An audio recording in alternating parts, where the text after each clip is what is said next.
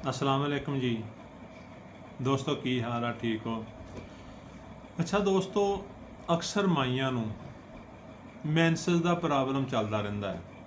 ਹੁੰਦਾ ਕੀ ਆ ਕਿ ਮੈਂਸਸ ਅਗਰ ਮਹੀਨੇ ਬਾਅਦ ਆਉਣੇ ਸੀ ਤੇ ਨਹੀਂ ਆਏ, ਡੇਢ ਮਹੀਨੇ ਤੇ ਚੱਲ ਗਏ, ਕਿਸੇ ਨੂੰ 10 ਦਿਨ ਲੇਟ ਹੋ ਗਏ, ਕਿਸੇ ਨੂੰ 20 ਦਿਨ ਲੇਟ ਹੋ ਗਏ।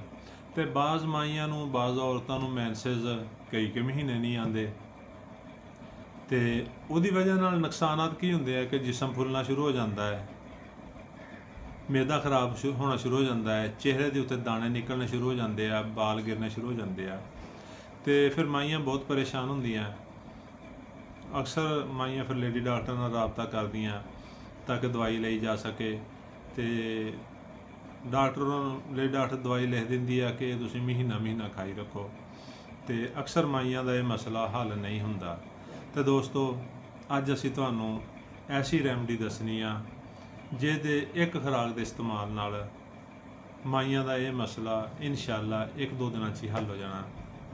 ਤੁਹਾਡਾ ਦੋਸਤ, ਤੁਹਾਡਾ ਭਾਈ ਡਾਕਟਰ ਨਸੀਮ ਰਾਈ ਫਰਮ ਛੱਤਾਪੋੜ ਹਮੇਸ਼ਾ ਹੀ ਕੋਸ਼ਿਸ਼ ਕਰਦਾ ਹੈ ਤੁਹਾਡਾ ਮਸਲਾ ਘਰ ਬੈਠੇ ਹੱਲ ਕੀਤਾ ਜਾ ਸਕੇ।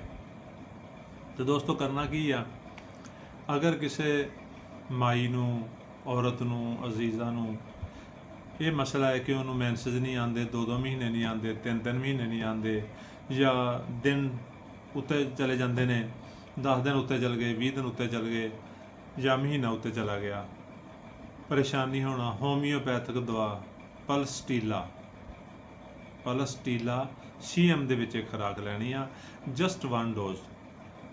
ਕਿਸੇ ਵੀ ਹੋਮਿਓਪੈਥਿਕ ਡਾਕਟਰ ਕੋਲੋਂ ਜਾਂ ਸਟੋਰ ਤੋਂ ਤੁਸੀਂ ਉਹਨੂੰ ਕਹੋਗੇ ਕਿ ਸਾਨੂੰ ਪਲਸਟੀਲਾ ਦੀ ਇੱਕ ਖੁਰਾਕ ਬਣਾ ਦੇ CM ਦੇ ਵਿੱਚ, ਉਹ ਤੁਹਾਨੂੰ ਜਾਂ ਤਾਂ ਸ਼ੂਗਰ ਮਿਲਕ 'ਤੇ ਬਣਾ ਦੇਗਾ ਜਾਂ ਤੁਹਾਨੂੰ ਟੈਬਲੇਟ 'ਤੇ ਬਣਾ ਦੇਗਾ।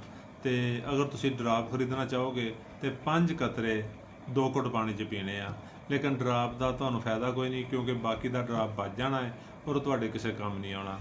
ਤੇ ਅਕਸਰ ਲੋਕ ਫਿਰ WhatsApp 'ਤੇ ਮੈਸੇਜ ਕਰਦੇ ਨੇ ਜਾਂ ਕਮੈਂਟਸ ਕਰਦੇ ਨੇ ਕਿ ਜੀ ਡਾਕਟਰ ਸਾਹਿਬ ਇਹ ਜਿਹੜਾ ਸਾਰਾ ਡਰਾਪ ਪੀਣਾ ਹੈ। ਤੇ ਦੋਸਤੋ, ਅਸੀਂ ਹਰ ਵੀਡੀਓ 'ਚ ਦੱਸਦੇ ਹਾਂ ਕਿ 5 ਖਤਰੇ ਜ਼ਿਆਦਾ ਖੁਰਾਕ ਹੁੰਦੀ ਆ। ਬੱਚਾ ਹੋਵੇ ਤੇ ਥੋੜ੍ਹੀ ਖੁਰਾਕ, ਤੇ ਅਗਰ ਜਵਾਨ ਬੰਦਾ ਹੋਵੇ ਤੇ 4 ਤੋਂ 5 ਕਤਰੇ ਇੱਕ ਖੁਰਾਕ ਬਹੁਤ ਹੁੰਦੇ ਨੇ।